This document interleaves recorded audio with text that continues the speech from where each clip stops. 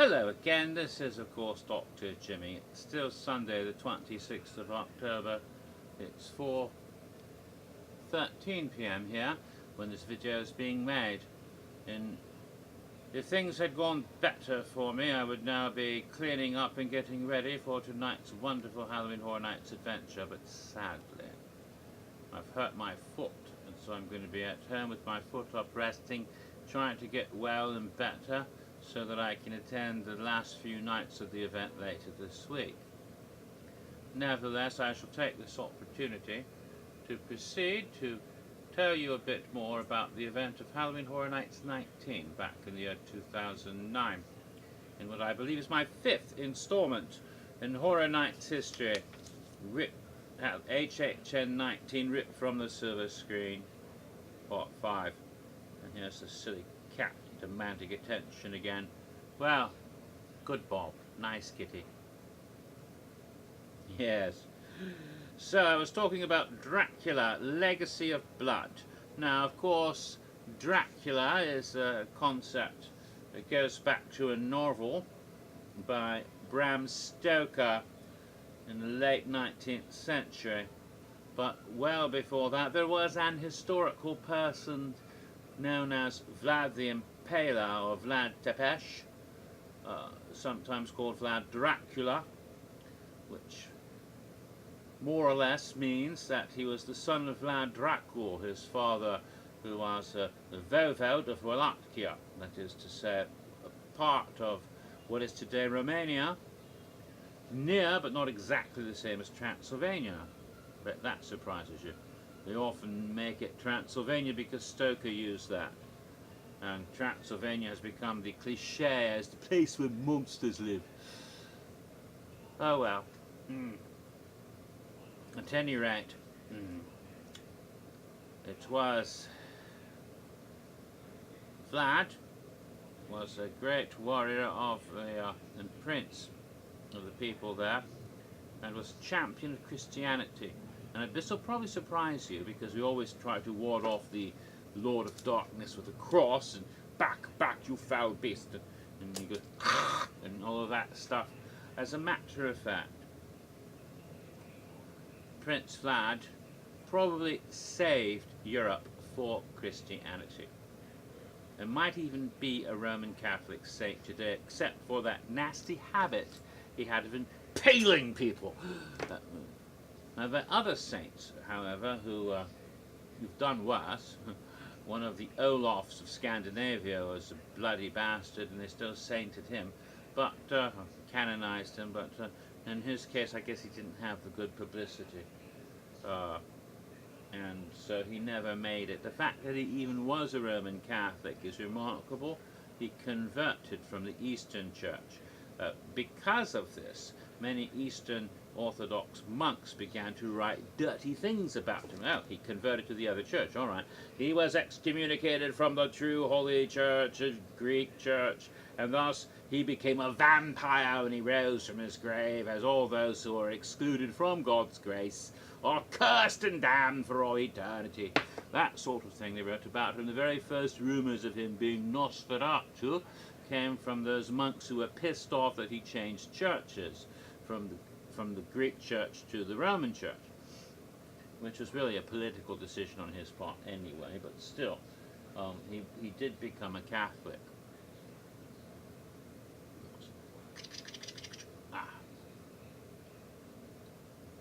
But Vlad was a neat guy. He was really quite just and fair, but at the same time a cruel bastard.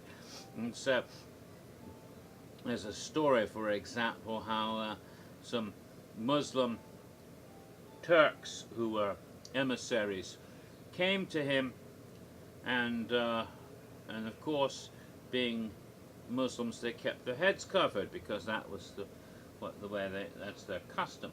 And so when he asked, "Why do you keep your heads covered before the prince?" And they said, "Well, it is our custom not to remove our headgear." Oh, I don't want to violate your customs. In fact, I shall strengthen your customs. And he called his men over and had them nail their heads to their head. Tap, tap, tap, tap, tap. so they would never be able to take them off. Yes. See, he had a really bad sense of humor, and you didn't want to fuck with him. That was the sort of fellow he was. But he kept the peace in his country, so much so that a wandering merchant once came through with a big wheelbarrow filled with sacks of gold. And he got to the city where Vlad kept his kingdom, and he said, "Oh," wheels it up into the castle and says, "Can I please keep my treasure in your castle overnight while I stay in an inn, because I'm afraid it might get stolen if it's in a safe place like your castle." And Dracula says to him, "You can take your gold into the middle of the city street and leave it right there in the center of the town square, and just leave it there overnight, and no one will touch a single coin. Trust me." He did, and he was right. It was all there the next morning. And of course, everyone knew that if they so much as took a single coin, Dracula would find them and impale them. And that's why they didn't touch it, because getting impaled was a really nasty bit of work. It was perhaps his favorite way of dispatching people who pissed him off.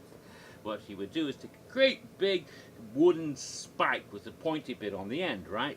And it would usually be placed maybe, well, quite normally, and this sounds a bit disgusting, but in your anus, yes. And then you would be hoisted up, so you're sitting on the pointy part, and of course it would slide up through you and come out usually in your chest somewhere, sometimes through your mouth, depending on how you angle down the pole. So it's really quite horrible. But if it's done properly, it'll miss all of your really important organs, like your heart and lungs, and it'll come up and you'll just be in excruciating agony as it goes through your bowels and throughout your chest cavity, and you go, you can still breathe, your heart's still beating, you're not bleeding to death. It's just slow, agonizing, torturous death as you die there, impaled this way from other nasty ways of dying, like infection and agony and stuff. You might bleed out a little bit, but they do it really skillfully. It'll take you several days to die in the most excruciating agony. And so it wasn't the way you wanted to go. No. Which is why he did this, to teach people a lesson. That's the way he was. He thought one of his wives was pregnant with some other bastard from some other person she might have been fooling about, and that pissed him off. But to make sure, he took his sword and cut her open and checked to see. Oh, she's not. Oh, sorry. Oh dear, can't really fix it now, can I? I've already cut you in half. Oh well, I'll get another one. There's lots of girls in the countryside. See, it's good to be the king or the prince or whatever he was, the ruling voivode or whatever they call it, of Wallachia. So that's the person that all of the stories you hear about the Lord of Darkness is based on.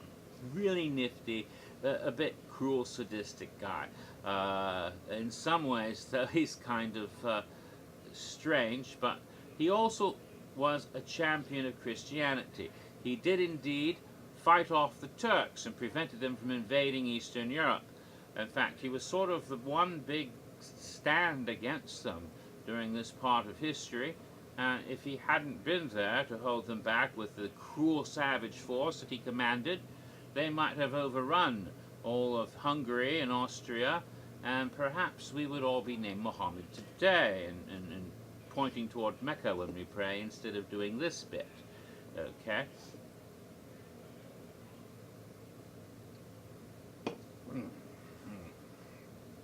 So, there you go. Quite a significant person in history in many ways, although that's been overlooked quite a bit. But in Romania, until recent times, he was a national hero, and if you couldn't show vampire movies in Romania under Ceausescu, because it was considered defamation of a national hero. It wasn't until after the revolution they killed Ceausescu off that they started showing Dracula movies because they knew that this was a major source of income for the new Romania, post-communist Romania, because people would want to go there to see Castle Dracula because of all the vampire stories. And they understood this is the tourism, so let's build Vampire Land. I think there's plans to build a vampire Dracula theme park there and everything else. It sounds fun. If they ever build that, you know I want to go. Alright, that's a lot of preliminary stuff for one house, but Dracula is an important story. And even this year, right now, in fact, in a couple of hours, they're going to reopen Halloween Horror Nights 24 tonight, and there'll be a lot of people going through a house about Dracula and about Vlad the Impaler. And there's some similarities between the two houses. Indeed, some of the props from this house in 2009 are reused in the house in 2014, although they are two different houses in many respects, quite a few respects.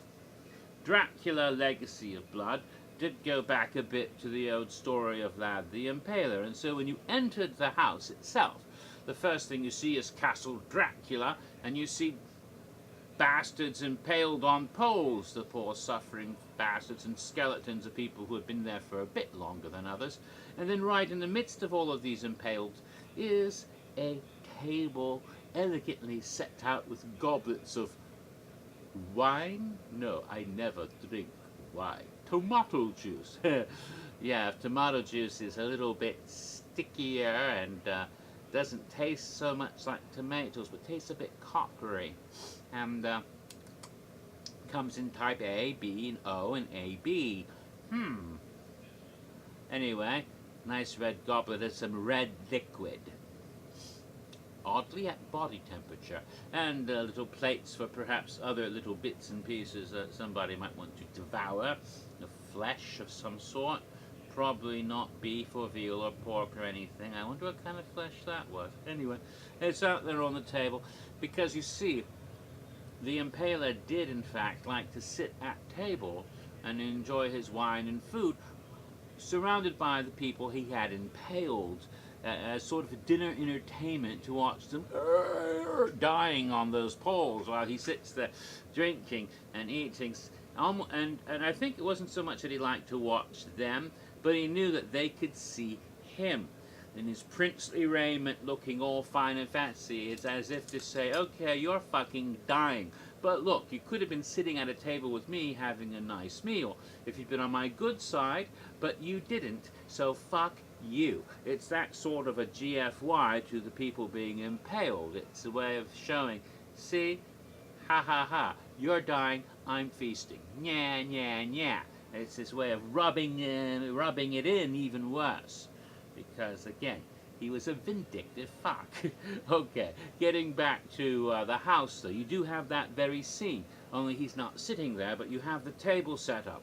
Then when you go into Castle Dracula, what you mainly see for quite some time is not so much Dracula, but a whole bunch of Dracula's brides. The notion of the house Legacy of Blood is that Dracula is calling forth all of his vampire brides. And it's more about the brides than it's about him. And this has a variety of vampire brides.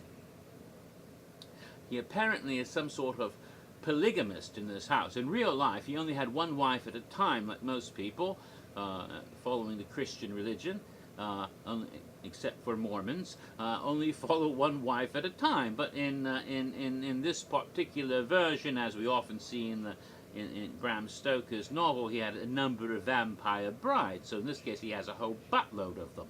And there's beautiful, young, attractive, sexy vampire brides, but also hideous old hag brides as well, and more monstrous, Nosferatu-like brides. You have all kinds of these creatures, female harpies and furies and sirens, all different types, scampering about the house, and you keep encountering them as you go through. And there's paintings that change from young to old to hideous, just like in Disney's Haunted Mansion, same idea. And you also have a really neat scene where the bride is flying overhead on a bungee cord or something. As you go through different ramparts of the castle into areas where they're torturing human victims and extracting every drop of blood through various devices that press the body, and the blood drips out. Quite nifty. Another 15-minute mark has come. We must stop and wait till part 6.